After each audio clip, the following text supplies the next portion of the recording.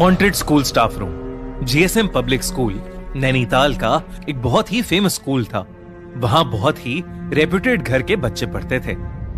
उस स्कूल का पूरे नैनीताल और आसपास वाले एरिया में बहुत नाम था, इसलिए रंजना वहां एज अ टीचर जॉब करना चाहती थी। रंजना साइंस की टीचर थी और वो 6th to 8th क्लास को साइंस पढ़ाया करती थी और वो बहुत वक्त से जीएसएम पब्लिक स्कूल में जॉब ट्राई कर रही थी। फाइनली उसकी जॉब उस रेप्यूटेड स्कूल में लग गई थी। रंजना बहुत खुश थी और वो पूरे मन से अपनी जॉब किया करती थी। स्कूल में एग्जाम्स का टाइम आ गया था और एक दिन रंजना एग्जाम पेपर्स चेक करने के लिए स्कूल के स्टाफ रूम में लेट तक रुकी हुई थी। उसने अपने पेरेंट्स को बताया था कि वो स्कूल से लेट आने वाली थी, मगर चिंता की बात तो तब हुई जब रात के 11 बज गए और रंजना का कुछ अता पता नहीं चला। उसके पापा उसे बार बार कॉल कर रहे थे, मगर वो फोन ही नहीं उठा रही थी। देखते ही देखते 12 बज गए, फिर 3 बज गए और फिर अगले दिन की सुबह होने को आ गई। रंजना के पेरेंट्स बहुत परेशान हो गए थे, इसलिए उसके पापा तुरंत स्कूल के लिए निकल गए, मगर स्कूल के गेट पर ताला लगा था। इसके बाद रंजना के पापा सीधा लोकल पुलिस स्टेशन गए और अपनी बेटी की मिसिंग रिपोर्ट दर्ज करा दी। ये सब अभी चल ही रहा था कि रंजना के पापा को उसके स्कूल के स्टाफ रूम वाले नंबर से एक कॉल आया। उन्होंने तुरंत फोन उठाया और उनके पैरों तले जमीन खिसक गई। वो पुलिस को लेकर फौरन स्कूल के लिए निकल गए। वहां पहुंचकर उन्होंने देखा कि स्टाफ रूम में रंजना की लाश पड़ी है। उसके सर पर गहरी चोट लगी हुई थी और शरीर पर ढेर सारे चोट के निशान थे। पुलिस ने ये सब देखकर तुरंत रंजना की डेथ की इन्वेस्टिगेशन शुरू कर दी। उसके शरीर के निशान सीधा इशारा कर रहे थे कि उसे किसी ने बड़ी बेरहमी से मारा है। पुलिस ने जब सीसीटीवी फुटेज चेक किया तो उन्हें उसमें कुछ नहीं मिला। शाम 8 बजे तक रंजना पेपर्स चेक करती नजर आ रही थी और उसके बाद अचानक सीसीटीवी फुटेज करप्ट हो गई थी। ये केस पूरे नैनीताल में फेमस हो गया और जीएसएम पब्लिक स्कूल काफी चर्चा में रहने लगा। स्कूल की प्रिंसिपल को यह बात बिल्कुल पसंद नहीं आ रही थी कि उसकी स्कूल की रेपुटेशन खराब हो रही है, इसलिए उसने पुलिस इन्वेस्टिगेटर अजय को बार बार स्कूल में आने से मना कर दिया। अजय ने केस के बारे में खूब इन्वेस्टिगेट किया, मगर उसे कुछ समझ ही नहीं आ रहा था कि आखिर रंजना का मर्डर हुआ कैसे और क्यों। उस स्कूल के सामने एक चाय और स्नैक्स की दुकान भी थी, जहां एक बूढ़ी अम्मा सफाई का काम किया करती थी। एक बार अजय जब वहां पर चाय पी रहा था तो वो बूढ़ी अम्मा अचानक से बोल पड़ी कि उस स्कूल में भूत है और उस भूत ने ही उस टीचर को मारा है। ये सुनकर पहले तो अजय हंस पड़ा, लेकिन फिर कुछ देर बाद उसने सोचा कि वो एक बार रात में जाके स्टाफ रूम चेक करके ही क्यों ना आ जाए। इसलिए एक शाम स्कूल बंद होने के बाद अजय गार्ड से स्कूल खुलवाकर चुपचाप स्टाफ रूम में इन्वेस्टिगेट करने चला गया। स्टाफ रूम में जाते ही उसको कुछ अजीब सा महसूस होने लगा। अचानक ही स्टाफ रूम का टेम्परेचर ठंडा पड़ गया था।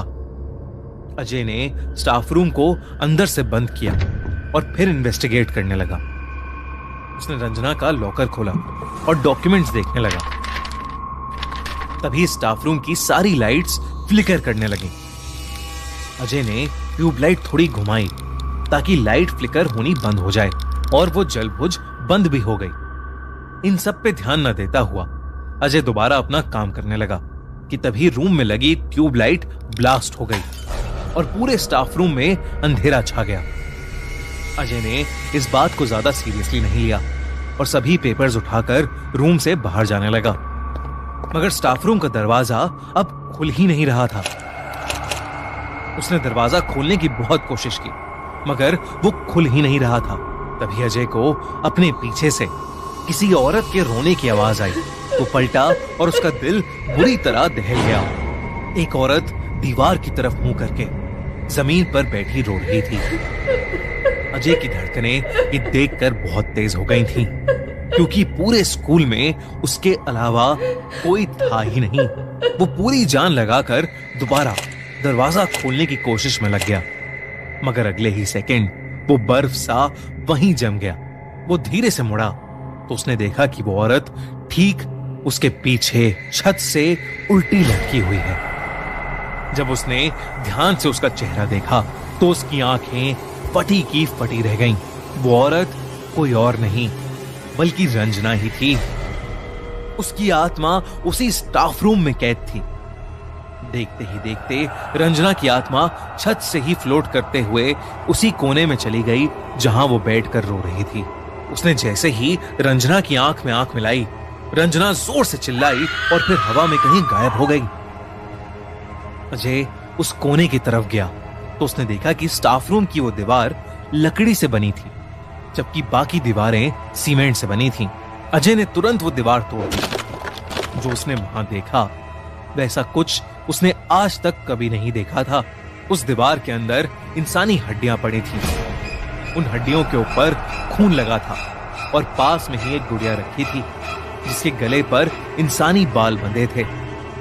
सबसे चौंका देने वाली बात तो यह थी कि उस गुड़िया के नीचे एक तस्वीर रखी थी।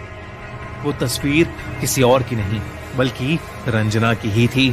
किसी ने रंजना को मारने के लिए और उसकी आत्मा को ट्रैप करने के लिए काला जादू किया था। अजय ने तुरंत गार्ड से पता किया कि स्टाफ रूम की लास्ट रेनोवेशन कब की गई थी। तो गार्ड ने उसे बताया कि कुछ हफ्ते पहले ही स्टाफ रूम की दीवारों पर पेंट किया गया था। अजय ने गार्ड से रेनोवेशन कराने वाले ठेकेदार का नंबर लिया और उससे पूछताछ की।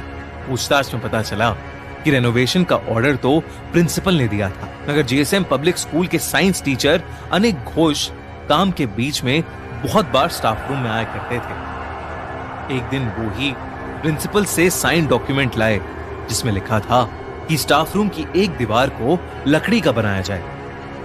इंस्पेक्टर अजय ने तुरंत अनीक को अरेस्ट कर लिया। शुरू में तो अनीक ने कुछ नहीं बोला, मगर सख्ती करने पर उसने अजय को सब कुछ सच बता दिया। धीरे धीरे अनीक रंजना को पसंद करने लगा था, मगर रंजना को उसमें कोई इंटरेस्ट नहीं था। धीरे धीरे अनीक की फीलिंग्स उसके सर पर चढ़ने लगी थीं और वो रंजना के पीछे हाथ धोकर पड़ गया था। एक दिन जब उसने देखा कि रंजना किसी दूसरे लड़के से हंस खेल कर बात कर रही है तो अनीक गुस्से से पागल हो गया। जिस दिन रंजना स्कूल में देर तक रुकी थी, उस दिन छुट्टी के बाद अनीक भी स्कूल में छुपा बैठा था। वो स्टाफ रूम में गया और रंजना से जबरदस्ती करने लगा।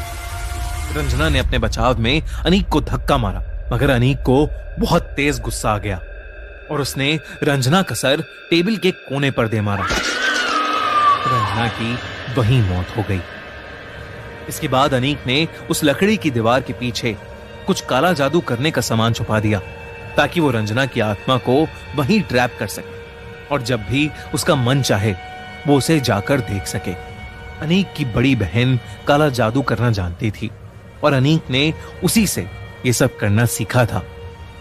अनीक के खिलाफ एक सॉलिड केस बनाया गया और कोर्ट द्वारा उसे उम्र कैद की सजा सुनाई गई। जीएसएम पब्लिक स्कूल के उस स्टाफ रूम को हमेशा के लिए बंद कर दिया गया, मगर आज भी कई स्टूडेंट्स और टीचर्स ये दावा करते हैं कि उस स्टाफ रूम से आज भी किसी औरत के रोने की आवाज आती है। आपको क्या लगता है, क्या रंजना की आत्मा अभी तक उस स्टाफ रूम में कैद है?